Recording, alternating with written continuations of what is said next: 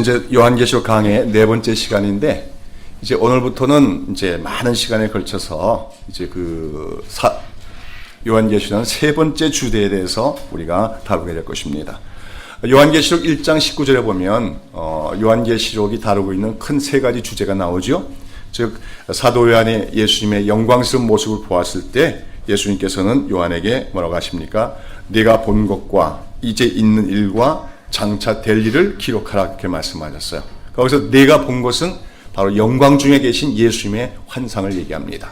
그 다음에 이제 있는 일은 2장과 3장에 나왔던 7교회의 형편, 7교회에 보내지는 예수님의 메시지가 바로 이제 있는 일입니다. 그리고 이제 장차 될 일이라고 하는 것은, 이 장차 될 일이라는 것은 그 미래에 있을 일이다 하는 말도 되지만, 사실 이것은 역사 과정 전체 속에서 이루어질 일들이라고 하는 말로서 바로 초대교회 때로부터 예수님 재림하실 때까지에 있게 될 종말론적인 사건들을 가리키는 말들입니다.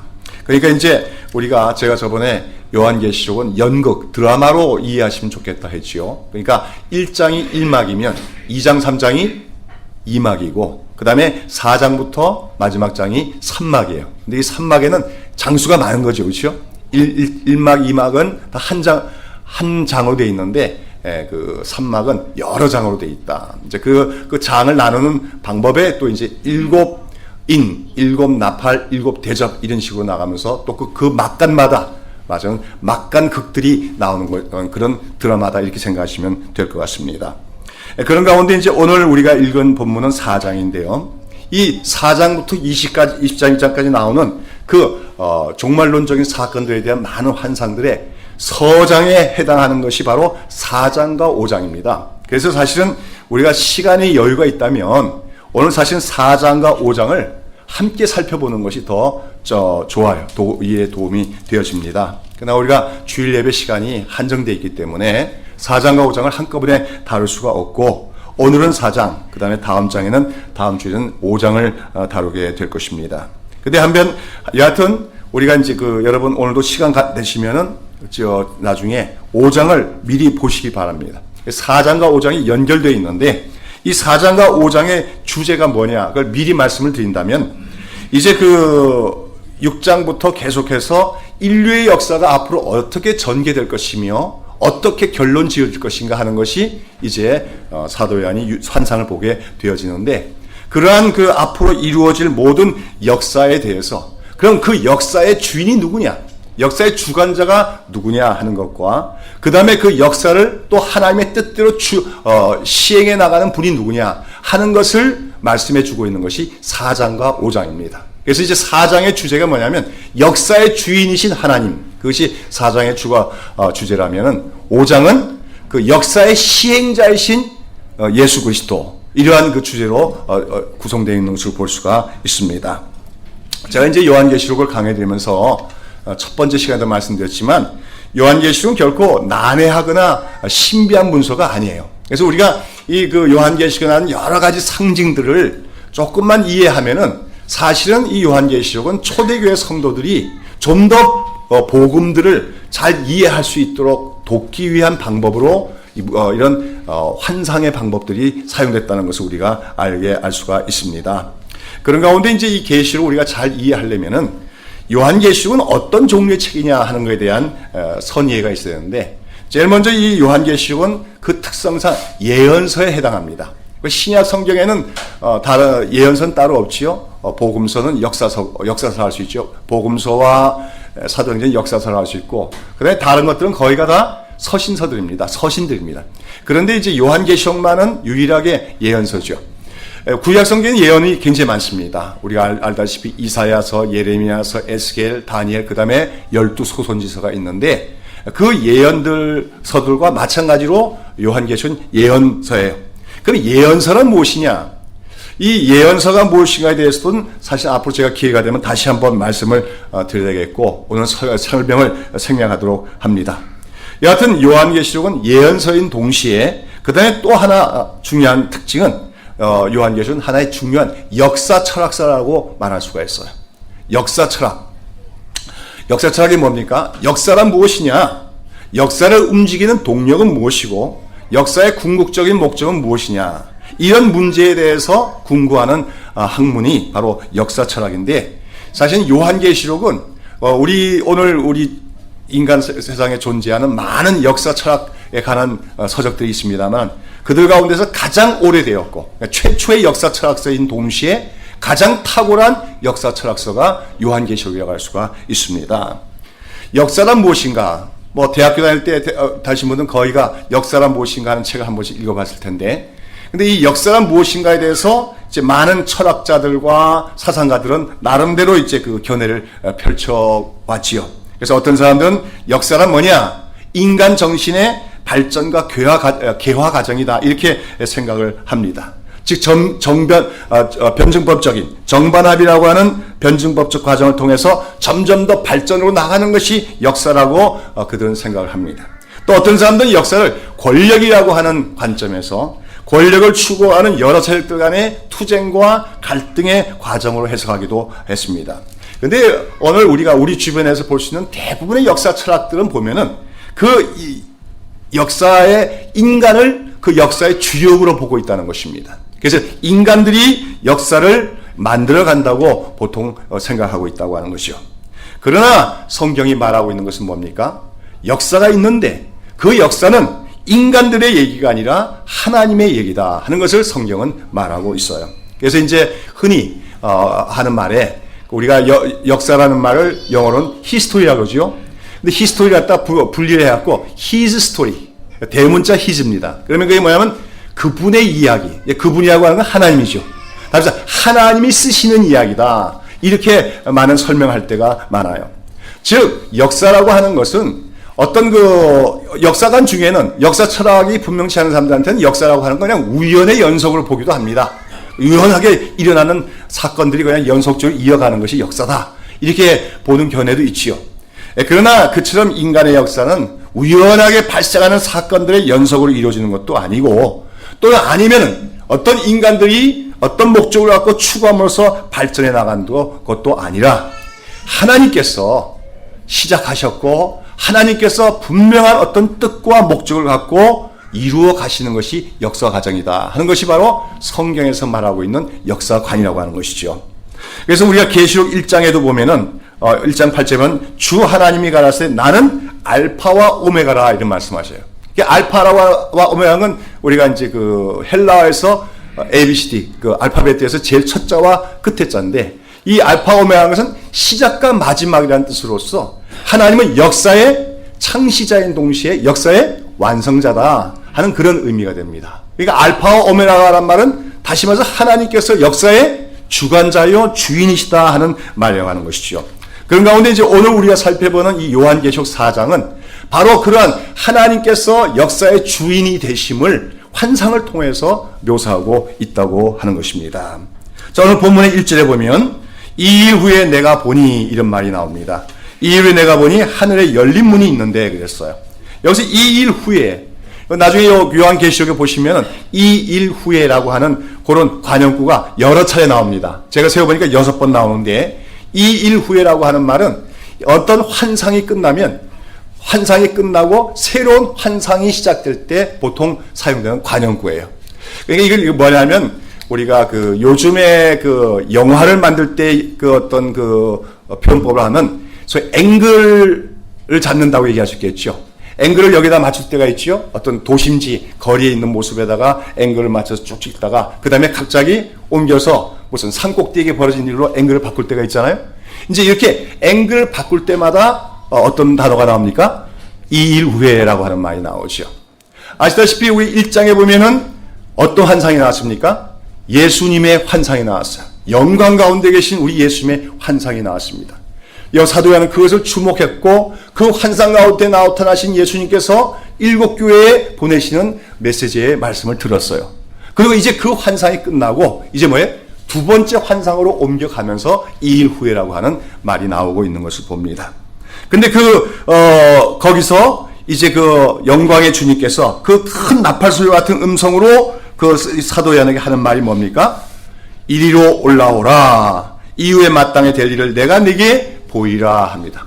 이후에 마땅히 될 일, 이것은 아까도 얘기했지만 4장부터 22장까지 나오는 인류의 종말에 이루어질, 아니면 신약시대 전체에 이루어질 역사적 사건들, 인류 역사에 대한 일들에 대한 얘기인데, 그 일들을 내가 보여줄 텐데 네가 이리로 올라오라고 얘기하십니다. 여기서 이리로라고 하는 건 뭡니까? 하늘로 올라오라고 하는 말이죠. 그렇다면 여기서 사도 요한은 하늘로 올라갔다는 말인데, 여기서 사도 요한이 하늘로 올라갔다는 말은 실제로 요한이 이렇게 공중부양을 해서 하늘로 그 몸이 올라간 것이 얘기하는 것이 아니고, 성령의 충만을 받아서 영안이 눌릴 때 영안이 열림으로써 하늘에 있는 영광스러운 모습을 보게 되었음을 의미하는 것입니다. 그것이 마찬가지 말로 여기서 하늘문이 열렸다 그렇게 표현하고 있지요. 성경의 관점에서는 하나님이 계신 하늘을 3층 천이라고 그래요. 세 번째 하늘이라고 얘기하는데, 거기에 하나님이 살아계시고 거기에 천군 천사들이 있고 또 승리한 하나님의 성도들이 있는데, 그 하늘은 인간들의 눈으로는 볼 수가 없는 곳입니다. 그래서 말하자면 그 하늘에 대한 문이 닫혀져 있는 거죠. 특별히 죄인된 인간들은 그 하늘 속에서, 하늘에 있는 그 영광스러운 모습을 조금도 볼 수도 없고 알 수도 없습니다. 그러나 때때로 하나님께서는 어떤 사람들에게, 하나님의 성도들에게, 선지자들에게 하늘 문을 열어주실 때가 있어요. 그럴 때 그들은 이 땅에 살고 있으면서도 뭡니까? 그 하늘에서 일어나고 있는 영광스러운 일들을 볼 수 있게 될 때가 있다고 하는 것입니다. 자, 그런데 오늘 이 하늘의 문이 열렸는데, 그리고 나서 사도 요한이 보게 된 게 무엇입니까? 4장 2절이죠. 2절 말씀 다 같이 읽으십니다. 내가 곧 성령에 감동하였더니 보라, 하늘에 보좌를 베풀었고 그 보좌에 앉으신 이가 있는데, 무엇을 봤습니까? 그 하늘에 보좌가 있습니다. 그리고 그 보좌에 어떤 분이 앉아 계신 걸 보았다 했습니다. 여기 그 보좌에 앉아 계신 분은 누굴까요? 우리가 쉽게 상상할 수 있겠죠. 하나님을 가리키는 말입니다. 자, 그런데 여기 보좌가 있다고 했어요. 이 보좌라고 하는 말은 무슨 말입니까? 의자는 의자인데 어떤 의자예요? 이건 왕이 앉는 의자죠. 그렇죠? 이것을 말하면 통치자가 앉는 권좌를 우리가 보좌라고 합니다. 자, 그리고 근데 그 보좌가 어디에 있는 보좌예요? 이 땅에 있는 보좌가 아니라 하늘에 있는 보좌인데, 그 하늘에 보좌가 있는데 그 보좌에 누가 앉으셨다? 하나님이 앉으셨다. 이 말은 뭐냐면 하나님이 곧 누구시라는 것입니까? 하나님이 왕이시다 하는 것을 의미합니다. 하나님이 통치자시다 하는 것을 의미하고 있다고 하는 것이죠. 그러면 왜 예수님께서는 지금 사도 요한에게 이제 장차 일어날 모든 일들을 환상으로 보여주시기 전에 하늘에 있는 그 보좌를 보여주시고 보좌에 계신 하나님을 보여주시는 것입니까? 그것은 바로 앞으로 일어날 모든 일들, 역사 속에 있을 모든 일들, 그 모든 역사적 사건들을 주관하시는 분이 누구냐? 바로 하나님이시다.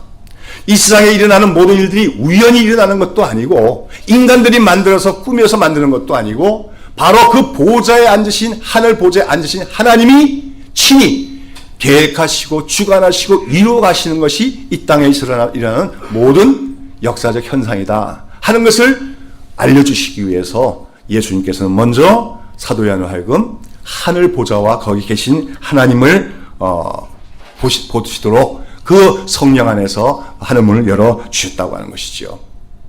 여러분, 오늘도 우리는 비록 사도 요한이 본 것처럼 그런 환상적인 방법으로는 여기 나온 것들을 볼 수 없더라도 우리가 믿음으로 이 말씀들을 이해하고 깨달음으로써도 우리들도 하늘에 있는 하나님의 보좌와 우리 거기 앉으신 하나님을 바라볼 수 있는 우리가 되야 될 줄로 믿습니다. 이것이 굉장히 중요하다는 거예요. 이 땅에 살아가는 성도들에게 가장 중요한 게 뭐냐면 하늘에 우리 보좌가 있고 거기 우리 하나님이 앉아 계시다는 사실을 믿는 것이 우리에게 무엇보다도 중요하다. 이것을 오늘 이 환상은 얘기해 주고 있습니다. 사도 요한이 이 환상을 보았을 당시, 사도 요한은 지금 로마 제국의 핍박 아래서 교회가 핍박을 당하면서 반모섬에 유배되어 와 있었습니다. 그 당시에 로마 제국의 위력은 대단했습니다. 그래서 그 로마 제국의 왕으로서, 황제로서 그 로마 제국의 황제가 앉은 보좌의 그 권력은 어마어마한 것이었지요.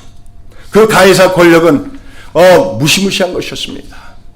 그 앞에서 누구도 뭡니까? 거역할 수가 없었고 그 가이사의 권좌 앞에서 하나님만이 우리 주님이라고 고백하던 교회는 여지없이 핍박을 당하며 참담한 고난을 당하고 있었다고 하는 거죠.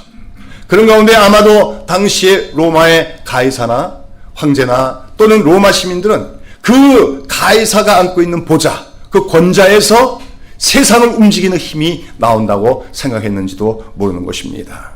그러나 이제 예수님은 그런 로마 제국에서 핍박을 당하고 로마 제국의 그 권좌에서 나오는 힘에 의하여 고난을 당하고 있는 교회와 사도 요한에게 눈을 들어 하늘을 보라고 얘기하는 것입니다. 그리고 그 하늘에 진정한 보좌가 있고 그 보좌에 앉으신 왕이신 하나님을 보라고 말씀하고 계시다는 것이죠. 이 땅에 있는 역사가 인간들의 힘에 의해서 이루어지는 것이 아니라 이 땅에 있는 일들은 여러 가지 인간들이 이루어가는 것 같지만 사실은 그 하늘 보좌에 앉으신 왕이신 하나님에 의해서 계획되고 실행되고 완성을 향해서 나가는 것임을 깨달으라고 오늘 이 환상을 제일 먼저 보여주시고 계시다고 하는 것이죠. 사랑하는 여러분, 때때로 사실 우리가 이 믿음이 없다면 또 성경이 없다면 우리가 이 육신의 눈으로만 이 세상을 바라볼 때는 이 세상에서 일어나는 일들이 너무나 무질서하게 보일 때가 많습니다. 세상이 아무 되는 대로 굴러가는 것 같을 때가 많아요. 또 세상 역사는 도무지 어디로 흘러갈지 모르는 모른 채 표류하고 있는 것처럼 보일 때도 많습니다. 그런 속에서 이 세상에서는 힘이 모든 것을 대표하는 것처럼 생각될 때도 있어요. 이 세상에 과학이 더욱 창궐하고 불의한 세력들이 자기들의 권력과 힘을 가지고 얼마든지 득세하고 사람들을 조종하는 것처럼 보일 때가 많습니다. 그러나 그런 세상 속에서 성도들이 때로는 고난을 당할 때도 있지만 우리 주님께서는 오늘 우리에게 이 세상을 다스리는 분이 하나님이심을 알라고 말씀하십니다. 그러면서 하늘에 있는 보좌가 있고 그 보좌에 진정한 왕이신 하나님이 앉아 계시면서 그 하나님께서 그분의 뜻대로 세상 역사를 주관하고 계심을 믿으라고 이 환상을 보여주신 줄로 믿습니다. 자, 그렇다면 오늘 본문에 보면은 사도 요한이 그처럼 하늘에 있는 보좌를 보았고 거기에 앉아 계신 하나님의 형상을 보았는데 그 하나님의 모습이 어땠다고 설명합니까? 4장 3절이죠. 다 같이 읽습니다. 앉으신 이의 모양이 벽옥과 홍보석 같고 또 무지개가 있어 보좌에 둘렀는데 그 모양이 녹보석 같더라 하겠어요. 자, 한번 그 머릿속에 기억해 주시기 바랍니다. 자, 보좌에 앉으신 이의 모양이 어떻더라? 무엇과 뭐 같고? 벽옥과 같고 홍보석과 같고 또 무지개가 둘렀는데 그 무지개 색깔이 뭐예요? 녹보석과 같더라 그랬어요. 근데 설명이 좀 이상하잖아요. 하나님의 모양을 봤는데 그렇다면 뭐 거기 계신 하나님이 우리 사람들하고 비슷한 모습으로 생겼다든지 아니면 그 형체가 막 둥글다든지 아니면은 또 무슨 뭐 어떤 형태를 가졌다고 이렇게 표현돼야 될까지요? 그런데 뭐라고 얘기하는 것입니까? 무슨 보석 같고 무슨 보석 같고 무슨 보석 같다 이렇게 얘기하고 있다고 하는 거예요. 이것은 무슨 말입니까? 하나님은 영이시죠. 하나님은 영이시기 때문에 우리 인간의 표현 방법으로 설명할 수 있는 그런 형체를 갖고 계신 분은 아니라는 겁니다. 그러나 우리가 그분을 대할 때 그분이 어떤 분인지 특별히 그분의 성품이 어떠한 분인가는 우리가 느낄 수가 있다고 하는 거죠.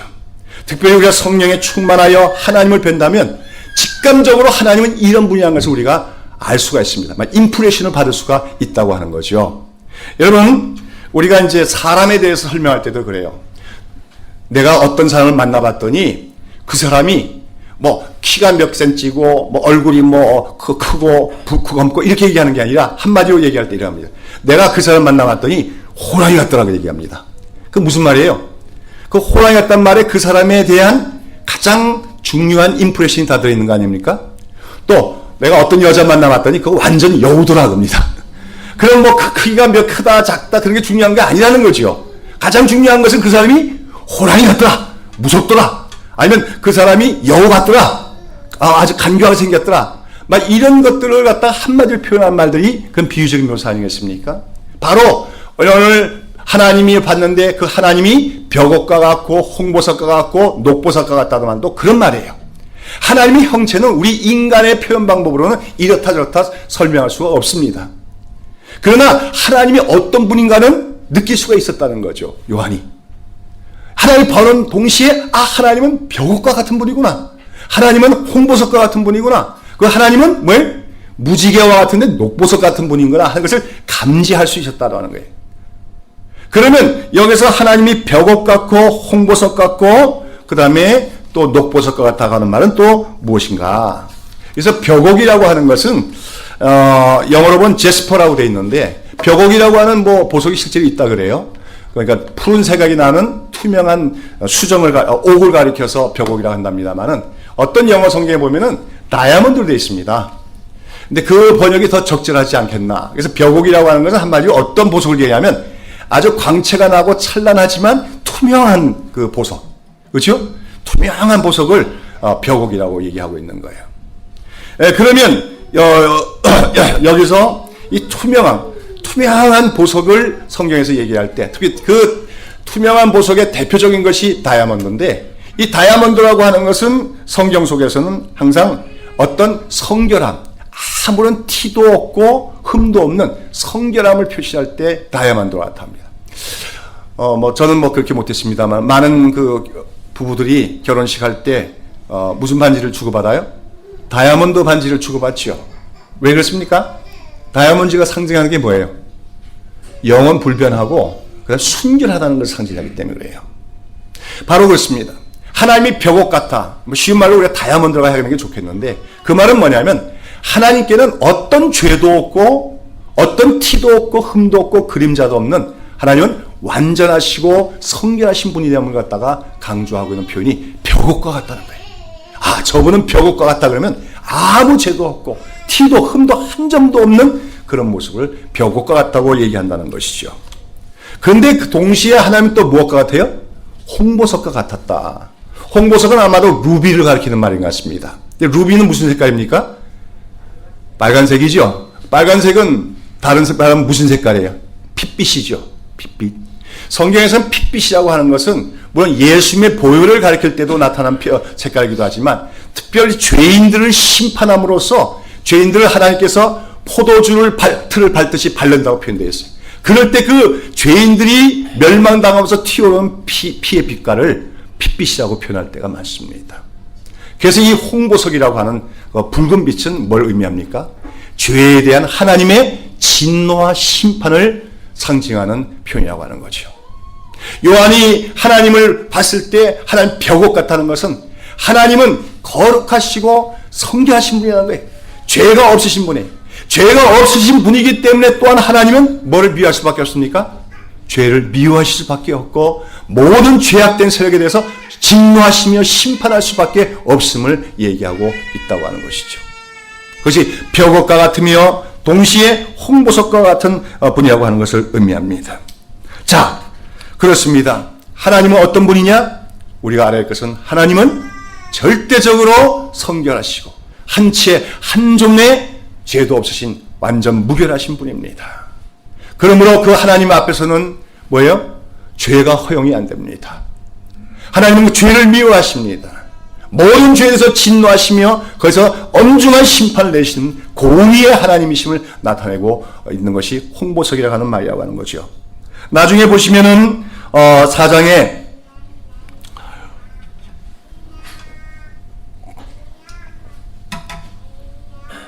그 6절에 보시면요. 보좌 앞에 수정과 같은 유리바다가 있고 그랬잖아요. 그 보좌 앞에 수정과 같은 유리바다가 있다고 했는데 이것도 그와 같은 비슷한 의미입니다.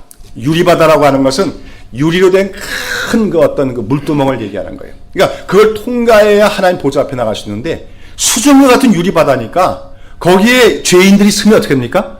죄가 다 얼룩얼룩하게 다 나타나기 때문에 도무지 건널 수가 없는 바다라 하는 그런 의미입니다. 그러니까 한마디로 그것은 하나님의 거룩하심과 하나님의 절대적으로 순결 무고하심을 나타내는 표현들이죠.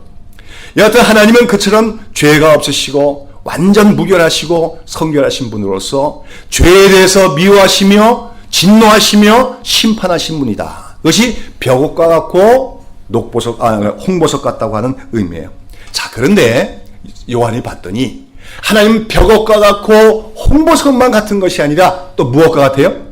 그 하나님 보좌를 둘러싼 무지개 같은 형상이 보이는데 그 무지개 형상이 무슨 색이에요? 녹보석과 같았다 그랬습니다. 자, 여러분 그러면 무지개 그러면 뭐가 연상이 됩니까? 무지개. 무지개 할 때 어떤 사건이 생겨나죠? 노아 방주의 사건이 생겨나지 않습니까? 하나님께서 이 세상을 창조하셨는데 인간이 타락했습니다. 그러고 나서 이 땅에 점점 죄악이 관영되어 갔고, 그래서 하나님 마침내 인간을 지으신 걸 후회하시면서 이 세상 모든 생물들을 물로써 심판하시고 작정하시고, 마침내 대홍수를 보내서 이 땅에 있는 모든 것들을 다 쓸어버리셨습니다. 그런데 그런 가운데서도 하나님께서는 인류를 완전히 멸절하지 않으시고 어떻게 했습니까? 새로운 인류를 번식해 나갈 수 있는 씨앗과 같은 자들로서 노아와 그의 가족들을 생존케 하셨습니다. 그리고 그 노아 그들이 홍수가 끝난 후에 방주에서 나왔을 때 하나님께서는 다시는 인간들의 죄악으로 말미암아 이 땅을 다시금 물로써 심판하지 않을 것이다. 만약 인간들의 범죄에도 불구하고 하나님이 오래 참으실 것을 약속하시면서 이 땅이 존속하는 동안에 뭡니까? 심음과 거듭과 모든 것이 계속되리라고 약속해 주셔요. 보존의 약속을 합니다. 그러면서 이 땅이 비록 인간들의 죄악에도 불구하고 하나님께서 은총을 내서 보존되시라고 하는 그 약속을 보증하는 표징으로서 뭘 보여주십니까? 무지개를 보여주셨다는 거죠. 그래서 무지개라고 하는 것은 한마디로 하나님의 자비와 은혜를 상징하는 상징물이 바로 무지개라고 하는 것입니다. 자, 그런데 오늘 본문에 보면 사도 요한이 본 무지개는 우리가 보는 보통 7색깔 무지개가 아니라 무슨 보석 같아요? 녹보석과 같았다. 녹보석은 에메랄드인데 에메랄드빛 무지개와 같다고 하는 거예요. 그 에메랄드빛과 같은 그 무지개가 하나님의 보좌를 둘러싸고 있다는 거예요. 그것은 뭐냐면 아까 얘기한 하나님의 성품, 벽옥과 같고 홍보석과 같은 그것을 능가하는 더 중요한 하나님의 성품이 거기에 계시가 되고 있는 것입니다. 그것은 무엇입니까?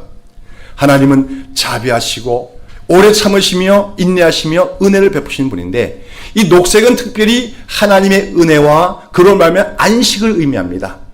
여러분 우리가 이 지구가 하나님이 창조하셨는데 이 지구의 기본 색채가 뭡니까?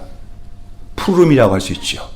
이 땅에 생명체가 없을 때는 푸른색이 없어요. 그러나 이 땅 위에 하나님의 생명이 역사하기 시작하면 뭐가 나타나기 시작합니까? 초목들이 자라면서 푸른색이 온 땅을 덮게 됩니다. 그래서 이 초록색이라고 하는 것은 안식의 빛깔이라고 할 수가 있어요. 안식의 색깔이라고 할 수 있다는 거예요. 다시 말해서 하나님의 보좌 그 위에 무지개와 에메랄드빛 같은 녹보석에 무지개가 걸쳐 있다는 것은 하나님은 벽옥과 같이 순결하시고 죄가 없으신 분이기 때문에 인간들의 모든 죄에 대해서 진노하시며 심판하시지만 그러나 그런 가운데서도 오래 참으시면서 자비를 베푸시는 분이시다. 그러면서 마침내는 인간들에게 구원을 주시고 안식을 주시고자 하는 분이다 하는 것을 나타내고 있다고 하는 것입니다. 사도 요한은 그것을 보았다고 하는 거예요. 여러분 오늘 여기서 사도 요한이 그 하늘에 계신 하나님을 봤을 때 그가 깨달은 것은 새로운 사실은 아닙니다.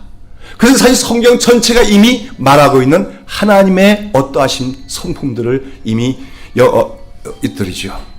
그래서 제가 요한계시록을 강의하면서 여러분에게 계속 말씀드리는 것은 이 요한계시록은 결코 신비한 책이 아니고 또 난해한 책이 아니고 사실 우리가 다른 성경들에 익숙해 있고 성경적 사고에 익숙해 있으면 얼마든지 잘 이해할 수 있는 그러한 성경책이 요한계시록이라는 거예요. 그래서 하나님은 무엇과 같아요? 오늘 다시 한번 표현하면 벽옥과 같으시고 홍보석과 같으시고 그러나 그 위에 뭐예요? 무지개의 녹보색의 무지개와 같은 것이 그 보좌를 둘러싸신 분이다.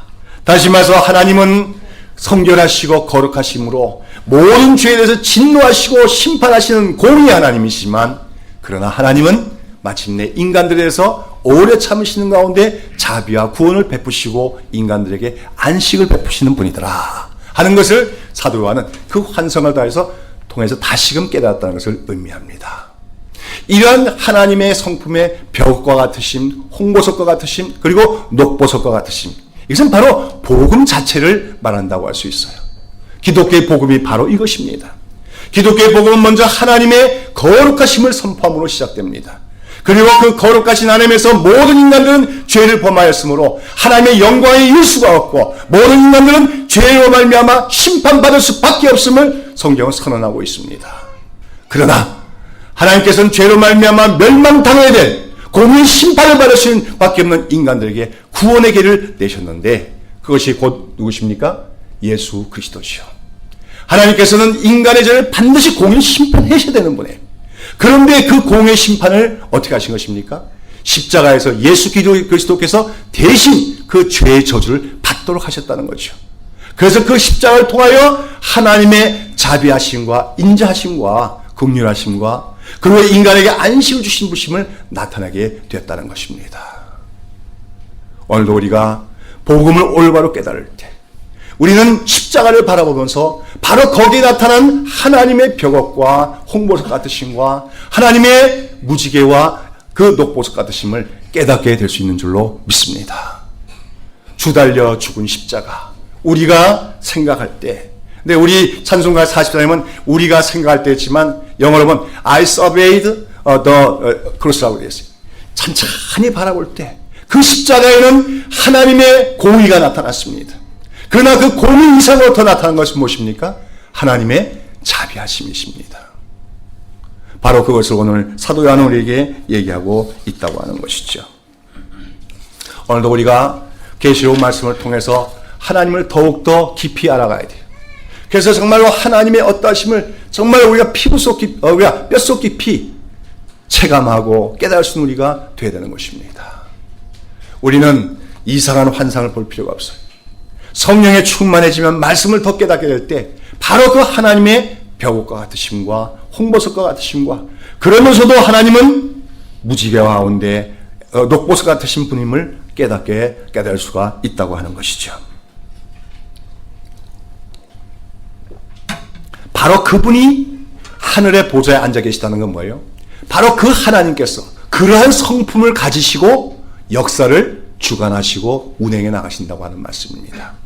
역사라고 하는 것은 뭐냐면 하나님의 계시예요. 하나님이 어떤 분인가를 나타내는 도구입니다. 그래서 이 역사 과정을 통해서 결국은 하나님의 거룩하심이 나타난 것입니다. 그 역사 과정을 통해 결국은 하나님의 공의로움이 나타나시게 될 것입니다. 그리고 무엇보다도 인간 역사를 통해서 하나님의 자비하심과 하나님의 긍휼이 나타나게 될 것이라고 하는 것을 오늘 말해주고 있는 것이죠. 자, 그리고 오늘 이 본문에 보는 환상에 보면 이처럼 하늘에 계신 보좌에 하나님이 앉아 계신데 거기에 하나님만 계신 것이 아니라 또 어떤 존재들이 있는 것이 나옵니까? 여기 보면은 네 생물과 24장로가 나오는 것을 보게 됩니다. 여기 보면 먼저 24장로 보면 그 보좌에 그 하나님의 보좌가 있는데 그 보좌의 주변에 또 몇 개의 보좌가 있어요? 24개의 보좌가 있고 거기 24장로들이 앉아 있더라 하겠어요. 여기서 이 24장로들은 어떤 사람일까요? 여기 나온 24라고 하는 숫자는 12 더하기 12로서 12는 보통 구약시대를 얘기하고 12는 신약시대를 얘기합니다. 왜냐하면 구약시대는 12지파로 구성된 이스라엘이 구약시대의 하나님의 교회고 신약시대는 12사도위에서 시작된 교회가 하나님의 교회예요. 그러니까 여기 24장로라고 하는 것은 신구약시대의 모든 교회의 대표들을 의미한다고 할 수가 있습니다. 그런데 그들이 무엇을 쓰고 있어요? 그들이 흰옷을 입고 머리에 금면류관을 썼다고 했습니다. 흰옷을 입었다는 건 뭡니까? 흰옷이라고 하는 것은 성경 속에서는 항상 의로움을 얘기합니다. 하나님으로부터 하나님 앞에 나올 수 있는 자격, 그게 의로움입니다. 지금 여기 24장로들은 신구약 시대의 모든 하나님의 교회를 얘기하는데 그들은 흰옷을 입었습니다. 하나님부터 의롭다함을 입은 자들이라는 것이죠. 그런데 이 의로움은 그들 자신의 의로움이 아닙니다. 이제 우리가 앞으로 살펴보겠지만 바로 예수 그리스도의 피로 말미암아 의롭다함을 얻은 자임을 얘기하는 것이죠. 그리고 그들은 또 금면류관을 썼다고 했어요. 이 금면류관은 흔히 왕임을 나타내는 표시도 될 수 있지만 승리자에게 주는 승리의 원리관을 의미하기도 하겠죠. 이들은 승리한 자입니다. 무엇에 승리합니까? 이 땅에서의 믿음의 싸움에서 승리한 자들임을 의미하는 것입니다. 그러니까 여기 나오는 24장로는 한마디로 승리한 하나님의 교회를 상징하는 것입니다. 그런데 그들이 어떻게 하고 있어요? 하나님 보좌 주변에 그들도 나름대로의 보좌에 앉아 있다고 하는 거예요. 그럼 무슨 말입니까?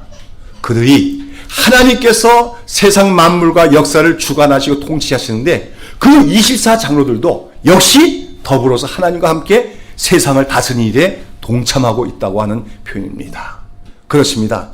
성경은요, 우리 그리스도인들, 우리 성도들 하나님의 통치를 받는 하나님의 백성이라고 말하지만 동시에 우리들은 그리스도와 함께 하늘에 앉히운 자요, 그리스도와 함께 세상을 다스리는 자로서 왕같은 제사장이라고 얘기하고 있습니다. 그런 존귀한 자들이 됐다고 얘기하는 거예요. 그런데 그들이 바로 보좌 곁에 앉아 계십니다. 근데 앞서 얘기한 것처럼 그 보좌 앞에 수정과 같은 유리바다가 있어요. 그 수정 같은 유리바다는 조금이라도 죄가 있는 자는 통과할 수 없는 곳이죠.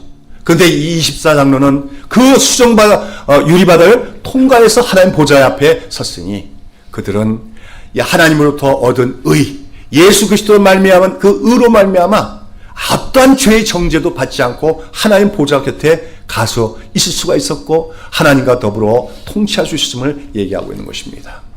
근데 우리는 여기서 여기 나오는 24장로를 지금은 이 땅에서의 삶을 마치고 하늘로 올라간 성도들만을 말하는 것이 아니라 사실 거기에 저와 여러분들도 속한다고 생각할 수 있음도 기억해야 될 것 같아요. 왜냐하면 우리도 이미 그리스도와 함께 승리한 자고 그리스도와 함께 하늘에 앉힌 자이기 때문에 그런 것이죠. 에베소서 2장 5절과 6절에 보면 허물과 죽은 우리를 그리스도와 함께 살리셨고 또 함께 일으키사 그리스도 예수 안에서 함께 하늘에 앉히셨으니 이랬어요. 오늘 우리가 이 땅에 살고 있지만 우리의 영적 신분은 이미 하늘에 앉힌 자입니다. 바로 24장로가 우리들의 모습일 수가 있다고 하는 것입니다. 자, 그 다음에 24장로가 또 그 다음에 뭐가 있습니까? 네 생물이 나오죠. 그 하나님의 보좌 바로 그 가운데와 보좌 주위에 네 생물이 있는데 그 네 생물의 형태가 어떻습니까? 첫째 생물은 사자와 같고, 둘째 생물은 송아지 같고, 셋째 생물은 그 얼굴이 사람과 같고, 넷째 생물은 뭐와 같아요?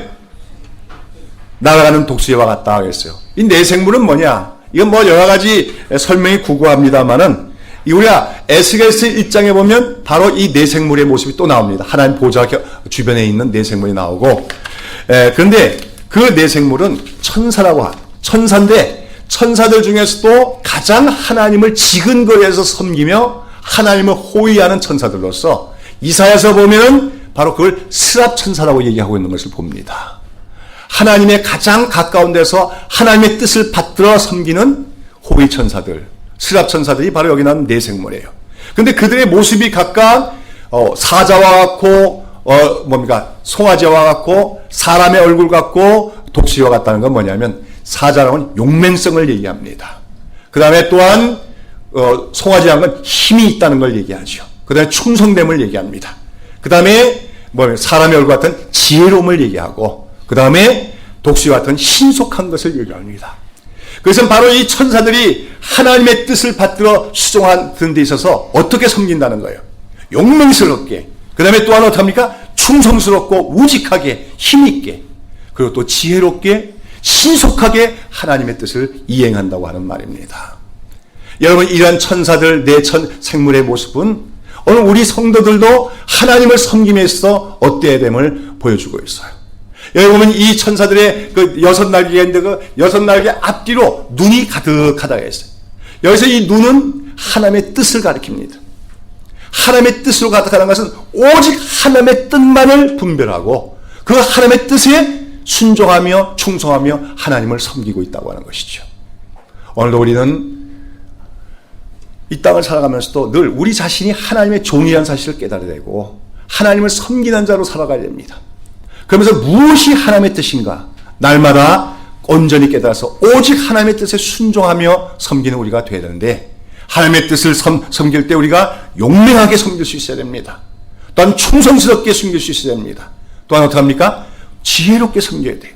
그리고 신속하게 하나님의 뜻에 순종할 수 있는 우리가 되어야 됨을 이 천사들은 우리에게 뭡니까? 말해주고 있다고 하는 것입니다.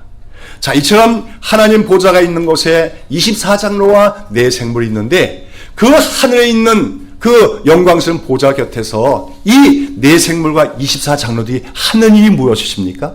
그것은 바로 하나님께 영광과 찬송과 경배를 드리는 것이었다고 하는 것입니다. 먼저 네 천사들은, 네 생물들은 뭐라고 합니까?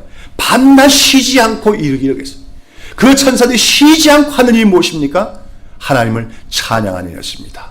거룩하다 거룩하다 거룩하다 주 하나님 곧 전능하시니요 전에도 계셨고 이제도 계시고 장차 오실 자라. 천사들의 찬양의 주제는 무엇입니까? 하나님은 거룩하신 분이 한 것입니다. 거룩하다는 것은 완전함을 얘기하는 겁니다. 하나님처럼 완전한 분이 없다는 겁니다. 하나님은 완전히 성결하시고 하나님은 완전히 공의로우시고 하나님은 완전히 자비로우신 분이란 것입니다. 그런데 그 하나님은 어떤 분입니까? 전능하신 분이고 전에도 계셨고 이제도 계시고 장차 오실 자라. 이 전에도 계셨고 이제도 계시고 장차 오실 자란 말은 사실 우리가 구약 성경에 나오는 하나님의 이름 여호와, 야훼라는 이름의 설명입니다. 우리 야훼라고 하는 이름의 의미가 바로 그거예요. 전에도 계셨고 이제도 계시고 장차 오실 분이로서 영원하신 분이며 불변하신 분이라는 뜻이 됩니다. 그리고 그것은 또한 동시에 앞서 말씀드린 것처럼 알파와 오메가가 되심으로 역사의 주인이시자 완성자가 되심을 의미합니다. 지금 내 생물들은 쉬지 않고 찬송합니다. 하나님처럼 거룩하신 분이 없다. 하나님은 완전하신 분이다. 전능하시며 하나님은 일상 역사를 시작하셨고 만물을 시작하셨고 그 모든 것을 다 이루어 가시고 완성시킬 분이라고 찬양하고 있었다고 하는 것입니다. 동시에 이 네 천사의 찬양 소리가 울려 퍼질 때 24장로들이 또 어떻게 얘기합니까? 그 24장로들이 다 보좌에서 내려와서 하나님 앞에 무릎을 꿇고 자기가 쓴 면류관을 다 하나님 보좌 앞에 던지며 찬송하기 시작합니다. 여기서 자기가 쓴 면류관을 앞에 던진다는 것은 하나님께 완전히 굴복하는 것을 의미합니다. 그리고 이것은 동시에 자기들이 쓴 면류관이 결코 자기들이 받을 영광이 아니라 하나님께만 영광이 돌아가야 될 것임을 의미합니다. 그들은 이 땅에서 믿음의 싸움에서 승리하여서 하나님으로부터 의의 면류관을 상급으로 받은 자들입니다. 그러나 그들은 그렇게 얘기하는 것입니다. 우리는 이 상급을 받을 자격이 없는 자들입니다. 우리의 우회된 것은 오직 하나님의 은혜일 뿐입니다. 우리는 무익한 종들입니다. 그러므로 모든 존귀와 영광은 누구만 받으십시오? 보좌에 앉으신 하나님께만 합당합니다. 이러한 겸손함으로 그리고 하나님의 그 은혜에 감사하는 마음으로 그들도 역시 큰 소리로 찬양을 하되 뭐라고 합니까? 우리 주 하나님이여 영광과 존귀와 능력을 받으시는 것이 합당하오니 주께서 만물을 지으신지라 만물이 주의 뜻대로 있었고 또 지으심을 받았나이다. 역시 여기서도 24장로들은 하나님의 주권을 찬양하고 있습니다. 모든 만물이 하나님의 뜻대로 지음을 받았고 또 모든 것이 하나님의 뜻대로 이루어짐을 믿습니다. 그러면서 겸손하게 하나님께 찬송을 드리고 있는 모습을 봐요. 오늘 우리는 여기서 비록 천상에서 이루어지고 있는 예배의 모습이지만 이것이 바로 오늘 우리가 이 땅에서도 드리는 예배의 모범이 되음을 우리가 알아야 될 줄로 믿습니다. 오늘도 우리는 하나님의 백성이 됐어요. 존귀한 자가 됐어요. 그러나 우리는 조금도 영광을 받을 자격이 스스로에게 없음을 기억해야 될 줄로 믿습니다. 모든 존귀와 영광은 오직 하나님께만 돌려야 된다는 거예요. 근데 오늘도 불행하게도 한국교회 안에서는 스스로 영광을 받고 있는 그러한 소위 주님의 종들이 있습니다. 이건 두려운 일입니다. 무서운 일입니다. 24장로들은 모든 면류관을 받아서 보좌 앞에 던져드립니다. 모든 영광은 하나님만 받으시라고 말씀합니다. 이것이 사실은 우리가 드려야 될 예배의 핵심에 있어야 되는 것입니다. 오늘 우리가 하나님 앞에 나올 때마다 그 겸손함과 그 감사함이 없다면 우리 예배는 예배가 아닌 것입니다. 그리고 우리는 하나님께 예배를 드릴 때마다 하나님이 오늘도 살아계시고 하나님이 그 뜻대로 만물을 창조하실 뿐 아니라 하나님의 뜻대로 이 세상 역사를 주관해 가심을 믿기에 세상의 현실이 어떠하든지 우리는 하나님의 뜻대로 모든 걸 믿고 감사하며 신뢰와 확신을 고백하며 하나님께 영광을 돌려드리는 우리가 되어야 될 줄로 믿습니다. 사랑하는 여러분, 오늘 사도 요한에게 보여주신 주님의 그 환상이 그 사도 요한만의 환상이 아니라 우리가 날마다 볼 수 있는 영적인 환상이 될 수 있기를 바랍니다. 말씀을 묵상할 때마다 하나님의 어떠하심을 더욱더 날마다 깨달아가는 여러분 되시기를 바랍니다. 벽옥과 같고 홍목사 같은 하나님, 거룩하시고 성결하시며 죄를 미워하시고 심판하시는 공의로우신 하나님, 그러나 그 하나님의 공의 앞에서 누구 하나도 살아남을 수 없으며 견딜 수가 없지만 오직 우리를 긍휼히 여기시고 자비하게 여기셔서 우리에게 예수 그리스도 말미암아 구원의 은총을 주시고 영원한 안식을 주시는 우리 하나님, 그 하나님을 기억할 때마다 24장로처럼 우리가 면류관을 벗어서 내 모든 영광을 하나님께 드리며 날마다 하나님을 찬양해 나가는 주님의 백성들 되시기를 예수님의 이름으로 축원합니다. 기도하겠습니다. 사랑하신 하나님, 오늘도 복된 주일날 우리가 이 자리에 모여 하나님께 예배를 드리는 가운데 부족한 종이 기록된 말씀을 통해서 하나님의 종 사도 요한에게 보여주신 그 놀라운 하늘의 모습을 설명을 했지만 말이 짧고 참 능력이 없어서 모든 것을 다 설명할 수 없음을 불쌍히 여겨 주시옵소서. 그러나 우리가 오늘도 성령 안에서 이 하늘의 모습을 볼 수 있는 은혜를 주시기를 바라옵고 원합니다. 우리가 눈을 열어서 하늘을 볼 때 하나님의 어떠하심을 분명히 깨달아 알므로써 이 땅의 것에 얽매여서 실패하는 자가 되지 않게 하여 주시옵고, 그 하늘에 보좌에 앉으신 우리 하나님의 영광스러움과 그 공의로우심과 그다음 무엇보다도 위대하신 영원하신 자비하심과 그 안에서 누리러질 우리의 구원의 안식을 생각할 때마다 우리의 모든 것을 하나님께 바쳐드리며 영광 드리는 것을 쉬지 않는 우리들이 되게 하여 주시옵소서. 우리가 모일 때마다 우리 가운데 하나님의 보좌가 설치되게 하여 주시옵고, 그 하나님 앞에서 그 면류관을 벗어 던졌던 그 24장로와 같은 마음으로 예배하는 우리의 예배가 되게 하여 주시옵소서. 예수님의 이름으로 기도드리옵나이다. 아멘.